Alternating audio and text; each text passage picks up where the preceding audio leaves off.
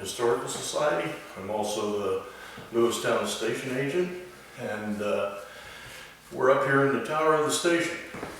And what our Historical Society likes to do, we have this building that we purchased from Amtrak back in 1986. It was completely restored. And the Pennsylvania Railroad Technical and Historical Society houses their archives and the research center here. And right now we're up in the tower of the building, and it was our goal, and still is our goal, that we make a pretty good, accurate representation of what railroading, of what the railroad towers used to be. The towers no longer exist on the railroads, very few if any, and they were very key in the transportation, rail transportation. And as you see, we've got a lot of artifacts here. This clock here is an original, and the model board over here shows the interior of what the towers used to be, shows the outline of the tracks, and this particular model board came from Lewistown, from which the town is named after. The black boards here, the black model boards, they came from Mifflin Tower, which is a tower which is about 13 miles east of here. And the table over here holds a lot of different things that the towerman would use in the performance of his duties, which was usually given train orders to trains as they would go by.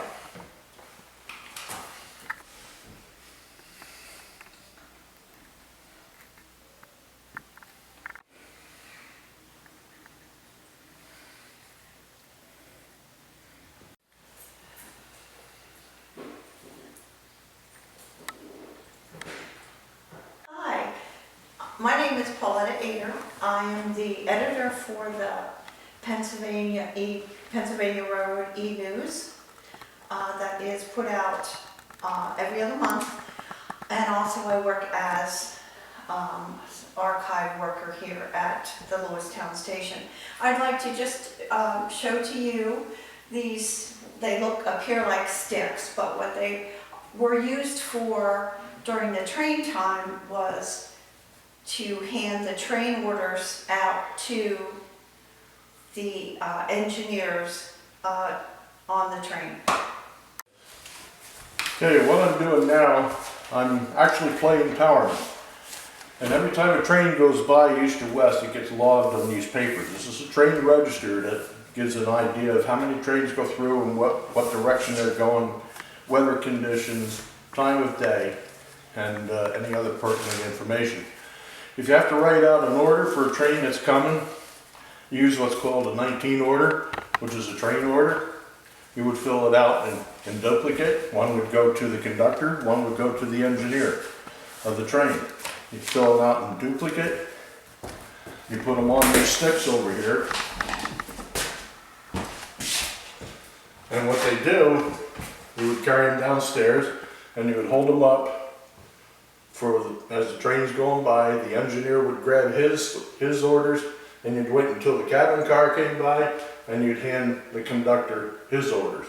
So they both have the same orders, because the conductor's in charge of the train, and the engineer is actually, naturally, the operator of the train. We had two different kinds on the Pennsylvania Railroad. We had the circle kind, and we had the Y kind. Circle kind, the engineer would have to come by, they would have to put their arm through the hoop, take the orders off the clip, and drop the hoop along the railroad. These here never left the hands of the operator. He would hold it up, the engineer would take it through a string that orders were tied to, and he could restring it and wait for the conductor to come by and use the same thing. And he keeps the stick, otherwise he'd have to go along the tracks and try to retrieve this for the next train. This phone here was used for communication between the train, which they would use at a T-box, which was what they had a little telephone in over here. And what would happen, the conductor or the trainman would get off, he would ring the tower, towerman would answer, he'd get his orders, and then after that they would take and use this also to talk to the dispatchers. And I guess that's about it for this here. And we do have a Telegraph Key that does work. And that's used long before telephones. And the different color lanterns, white was used as no orders, and the yellow was used indicating to the train crews that they had orders to get at this particular location. And that's pretty much it for here.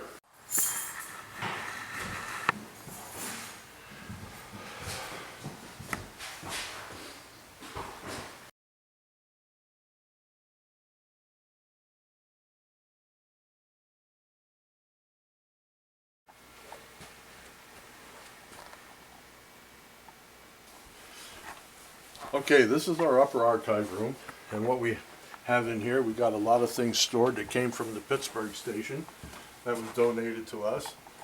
And a lot of these boxes that you see are all maps, and they're drawings of just about everything imaginable. I mean, like engine houses, bridges, bridge abutments, towers, stations, track charts of all lines west of Pittsburgh.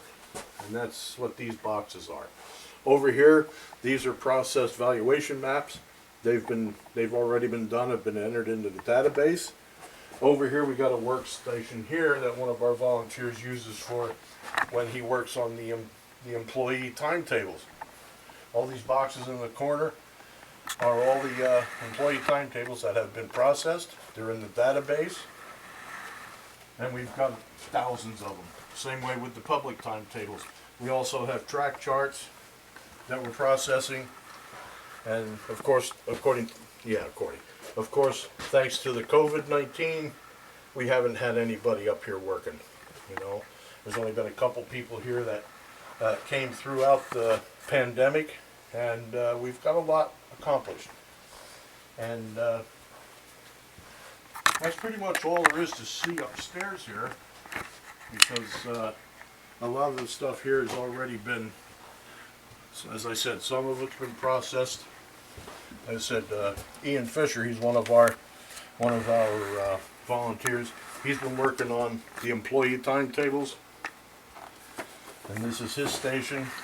I myself have been working on the public timetables, and these were the timetables that were given to the general public, and they're also in the database. Has been drawings, maps, charts, blueprints of bridges, towers, stations of different divisions. As you can see, this one here came from the Monongahela division, and it gives you an idea of what they are, because that box says masonry, bridges, and abutments. Everything pertaining to lines west of Pittsburgh. Okay, this rack here is holding all of our most recent donations that have come in from our membership, and just people who just want to make a donation of Pennsylvania Railroad memorabilia, archival material, and they're all dated as to when they come in. And like I say, it's a continuing process. We keep getting stuff in all the time. We average about 40 donations a year. And everything comes up here after it gets processed and gets an accession number.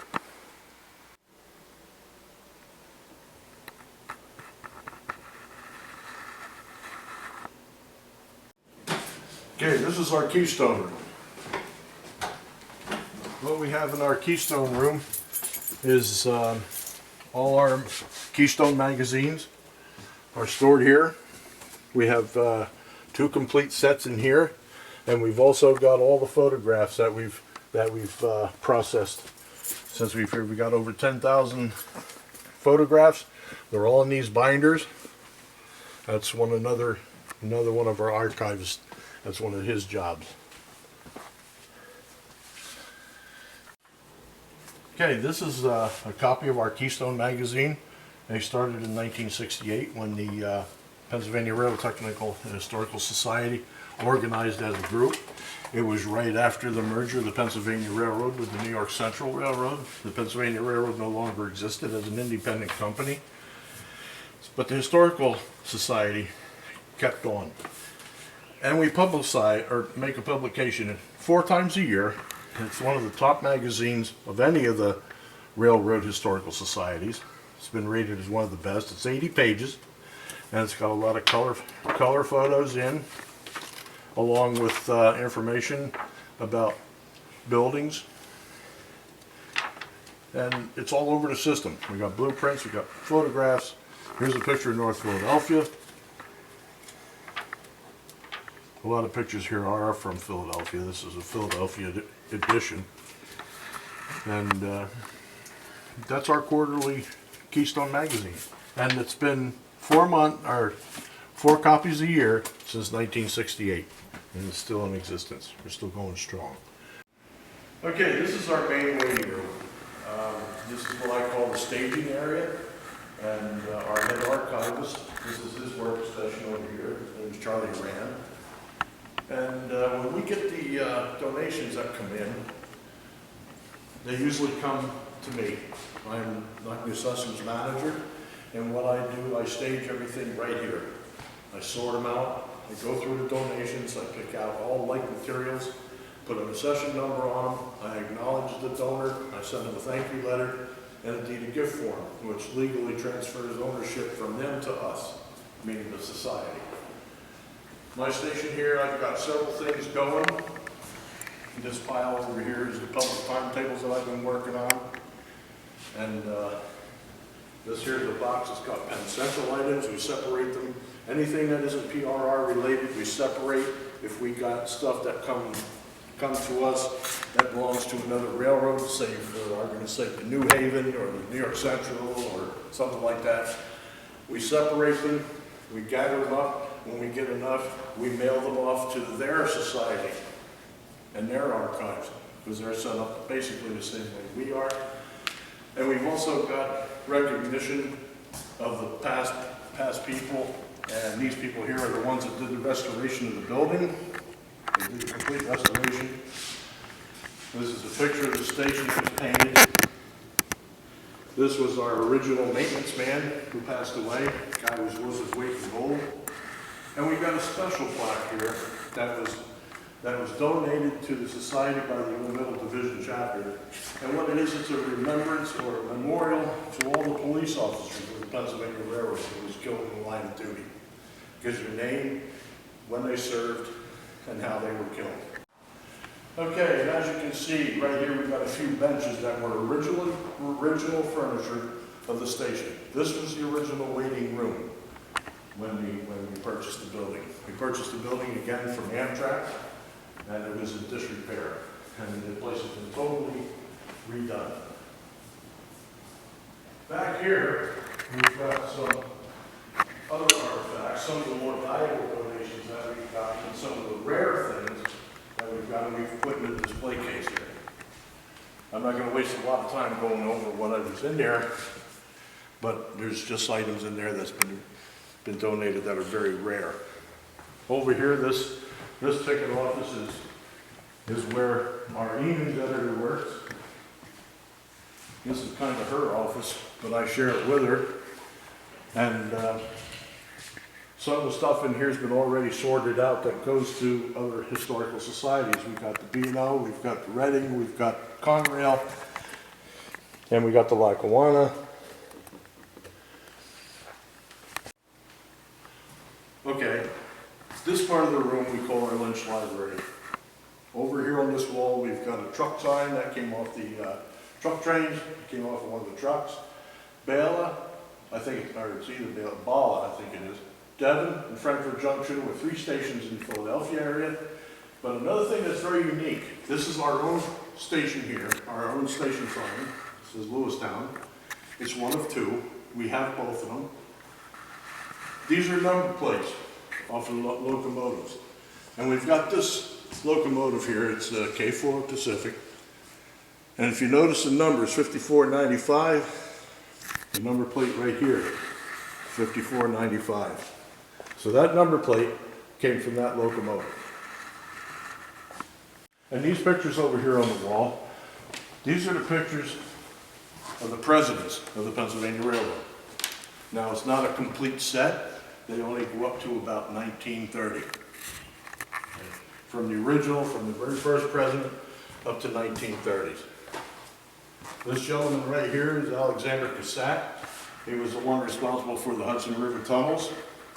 And this gentleman right here was Samuel Ray, that the Samuel Ray car shops in Altoona, or Hollidaysburg, I mean, was named after. Don't need to get me in that.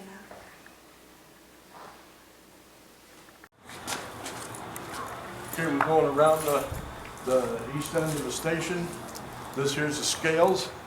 Used to be a scale platform, and actually it still works. You get on here, and when you get off, you can hear a little click, and it's the weight still works. There's still guts in there. They're not original. They've been replaced, but they do represent what was in there. Our baggage cart is a story in itself. We had a donor that donated a lot of things. It was actually a trainman out of the Lewistown area. And he had this baggage cart that came from the Lewistown station. It was in disrepair when we found it. Me and another individual went and we saw that all the metal was good. The metal was in fantastic shape, but the wood was all rotten. So we had our station maintenance man, who we saw earlier, his obituary picture inside, he completely restored it to what it was. And even wrote the word Pennsylvania on the side in the script that was standard script.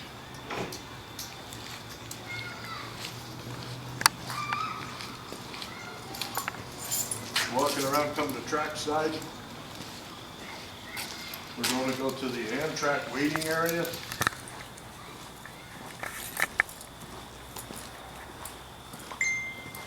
And these benches here, they were donated by family members who have passed away and who have been doing a lot of work for the station. And the one that's being taken picture of now was the individual whose father was a father and son group. The father was part of the restoration gang, and the son was the one that was involved with the installation of the new fire suppression system.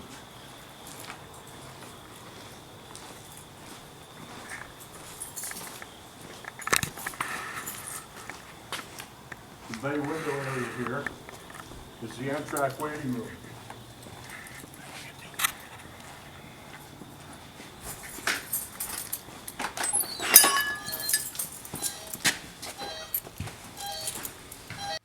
Okay, inside the Amtrak room here, we've got benches for the passengers to sit. We've got volunteers who sit here, and what they do, they keep the people informed of when the train is coming, and whether it's late, on time, any special regulations or something that has to be relayed to the passengers.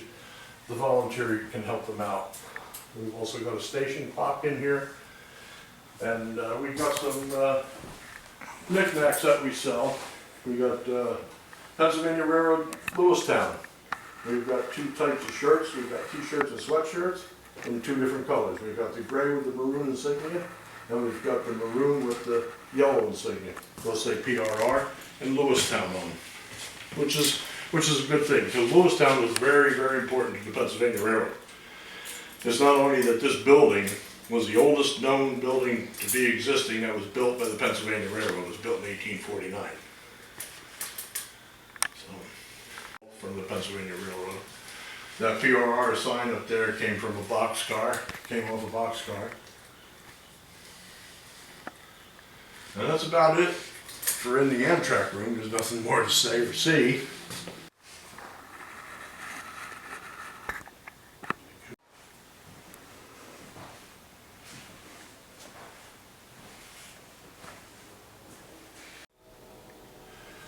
Okay, that about wraps up the Amtrak tour, because there's really not much in here. We don't really have a lot of people that get on and off here, but it is an Amtrak stop. Ah, here's a train coming. If we go out here, we can see these tracks out here are the main line Pittsburgh division of Norfolk Southern. And there's roughly about 40 trains a day that go through here on a good day. Now, of course, with the pandemic going on right now, that train traffic has kind of shrunk quite a bit. I did hear a train blowing for the crossing up at Roundhouse Road. And Roundhouse Road is on the west end of the yard here, on the west end of the station, up into the yard there. The turntable actually is still in existence. The roundhouse had burnt down back in the 60s, but the turntable is still up there.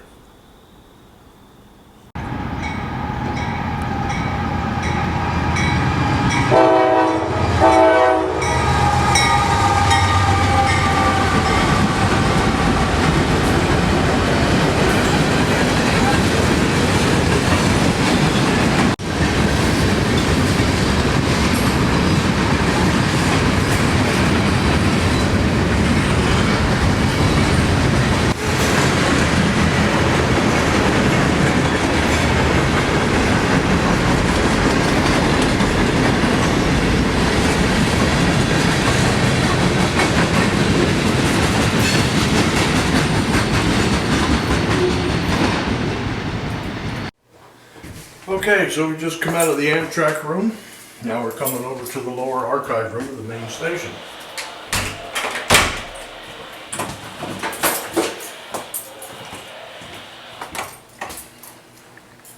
This is our lower archive room. All the boxes you see here that are all wrapped has all been the mechanical department records that was donated to us or given to us. All of them that are wrapped have been processed and are ready for researchers to come and look through, along with the valve maps, which are these, the roll drawings. A lot of them are drawings of cars, locomotives, locomotive arrangements, a lot of general arrangements, and maps. These have all been done and are on the database. This is another workstation. It's where some of the people work on photos, or they work on just sorting linen drawings. It's, like I say, it's just another workstation. This here's our elevator that we use to take everything from the floor here, or from the lower archive room that needs to be stored upstairs. Instead of lugging it up on your back, we got this little elevator that just takes it right up to the second floor. There are 5 other volunteers that come in other than myself and Mrs. Ader that does the e-news. There's 5 of us that come in on a regular basis. We're usually here once a month, and we all got our jobs that we got to do, or that we do. And this is the progress we've been making over the last 10 years. In fact, I've been here more than almost 20 years now with a lot of working here, and it's been quite an accomplishment. You know, we like to make a good home for any of our donors, and let them know that the stuff they donate is in good hands, and it's available for people to look at. The next generation are historians. You know, it's here and it's in good condition. So, thank you for your time. Well, I hope you enjoyed our tour of the station, and a nice little documentary here. And it gives you an idea of what we do and how we do it, and I really hope you enjoyed it. So, like I say, it's the Pennsylvania Railroad Technical and Historical Society, and if you're interested, it's $40 a year if you want to join. Thank you.